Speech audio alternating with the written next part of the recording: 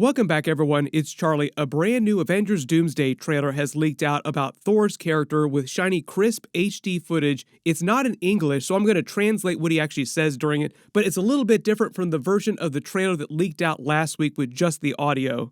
There was also a much more HD, crisp-looking version of the Spider-Man Brand New Day trailer that leaked out too. I might do another video for that, but they're supposed to release an official version, or they might release an official version now because the HD version leaked out in another day or two. So I'm going to wait just like a day or two before doing another Spider-Man video. Christmas week has just started, plenty more trailers coming. The only bummer about this new Thor trailer, though, is that it does not tell us why he was crying. Why was Thor crying?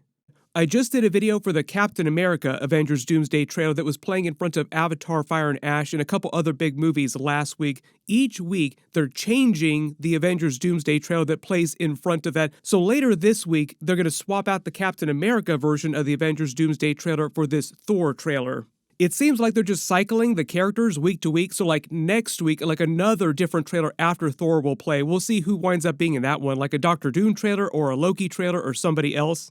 At the beginning of this new Thor HD Avengers Doomsday trailer, he says, "Father," talking to Odin, All-Father, "all my life I have answered the calls of honor, duty, in combat." Very Shakespearean of him again. People have been wanting Thor to get way more serious since Thor Love and Thunder. We actually see him in these woods, and it's the same place where the house where he's living with his adopted daughter, Love, Gor's daughter, the daughter of eternity. And he goes on to say, "But destiny has offered me something I had never hoped for, a child," obviously talking about Love, "a life preserved from the storm. Grant me the strength of the fathers of all things so that I may fight once more." Notice the translation there, father of all things, as in the All-Father. Technically, Thor should be king, he should be All-Father now. We see him walk into his cabin where he's living with Love to her bed as she's in bed and then sits by her bedside talking to her. This just seems like it's happening later that same night because he's not wearing his uniform. He doesn't have Stormbreaker with him. Like they're just getting ready to go to bed. If you didn't realize, Love, the character, is played by his real-life daughter. They just put his real-life daughter in Thor Love and Thunder. Taika Waititi's real-life children were also in Thor Love and Thunder too because so much of the movie hinged on Gorr stealing children. Go to hell, Steven! There have been a lot of rumors about children in the MCU being critical to Doctor Doom's plot. I'll address that in a second, just because these first two teasers have hinged on Captain America having a son and now Thor's daughter. Then it cuts to a shot of him kneeling in the woods. He's back in his suit, and he has Stormbreaker with him. And because the footage isn't quite high quality enough, like it's a little too blurry, this does seem like another new suit that he's wearing after the end of Thor Love and Thunder. Like this isn't his shiny blue and gold suit. More likely what's going on here, because all the different characters are just showing up as they looked the last time you saw them, is that this is a version of the Thor Love and Thunder suit because he is sleeveless like he was at the end of that movie. But also, you can't really see the gold highlights popping here, so it might just have a lot of wear and tear on it, which is why it seems like a new suit. But technically, it's still the Thor Love and Thunder suit. Captain America, for instance, when he was putting his suit in storage in his version of the Avengers Doomsday trailer, it was just the same suit that he wore at the end of Avengers Endgame, just because of the logic of him time traveling, going back to live with Peggy Carter. He was wearing that suit when he went to live with Peggy Carter, so of course he was going to be storing that version of the suit. Probably the most comic book accurate suit that Captain America ever wore in the MCU. If we're talking about Thor's best suits so far, I do think the Infinity War suit in the Endgame suit, it's basically the same suit, looks better than the Thor Love and Thunder suit. But I did like the idea that they were working up to Rune King Thor's version of the suit. Then his prayer goes on as he continues praying to Odin in Valhalla, saying, "Defeat a new enemy and return to her, not as a warrior, but as a protector. They do not know war, but tranquility." Talking about his daughter, Love, and other children, just children in general. Then saying, "The one that I have never known," talking about the peace that Thor has never known because he's been at war his entire life. "I beg you, Father, hear my prayer." For those of you now asking, can Odin actually hear him in Valhalla? Yes, technically he can, because you remember, they are very advanced beings in addition to actually having real god-level powers. They are actual gods. But Asgardians also just have very high levels of technology. In the way they explain Valhalla inside the MCU is that it's just an alternate dimension that your consciousness travels to when you die. They kind of got into that during Moon Knight. Your consciousness travels to an alternate dimension when you die based on your belief system, or if you have a contract with a higher level cosmic being, in the case of Mark Spector, because Mark Spector was not Egyptian. He didn't worship the Egyptian pantheon. but he did form the contract with Khonshu to become his avatar, to become Moon Knight, and that's why when he died, he went to the Duat, the alternate dimension that represented the Egyptian afterlife. There are some people, when they heard the audio, wondered if the love that he was referring to was Jane Foster. Obviously, this trailer debunks that. No, like he's very clearly talking about his young, actual, physical daughter, Love. But I do think that Jane Foster Thor is supposed to return in Avengers Secret Wars. I don't know exactly how they're going to explain that, but I think it has something to do with the Thor core based on the Jonathan Hickman Secret Wars. I think they're going to be doing a version of that during Secret Wars. But a lot of the rumors are saying that only Thor himself will remember everything from before. All the other versions of Thor are not supposed to remember everything from before Battleworld is formed.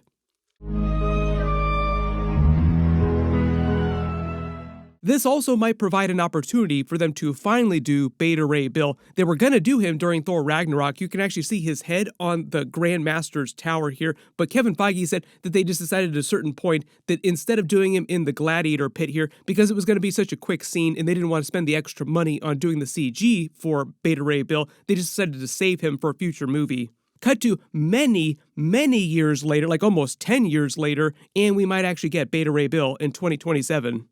When it actually comes to the theory about everybody's children, just because we have Franklin Richards, Fantastic Four child, now we have Thor's daughter, Love, there were some people that were wondering if Doctor Doom had some secret plan and the children would be part of some subplot during Avengers Doomsday, with Doctor Doom trying to go around stealing everyone's children like Gore stole children during Thor Love and Thunder. I will be honest, that does not sound like a very good plan. Yes, Doctor Doom would want to steal Franklin Richards because of his power cosmic. That does make sense. The power cosmic is very important in the Jonathan Hickman Secret Wars.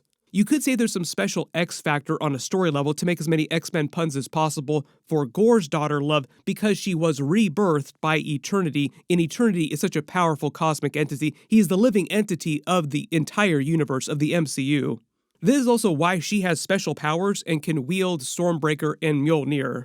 But at least the way they used her during Thor Love and Thunder, they were just really open-ended and didn't make it seem like they were in a rush to bring her back. But we will see what the Russos wind up doing with that plot thread. She might just be in this trailer here just for continuity's sake, because they have to explain what has Thor been doing this whole time since Thor Love and Thunder. Well, it seems like they've been living in this cabin and they've just been going around the universe helping different races like we saw at the end of Thor Love and Thunder. Like pretty much what you see is what you've gotten from him over the last couple of years.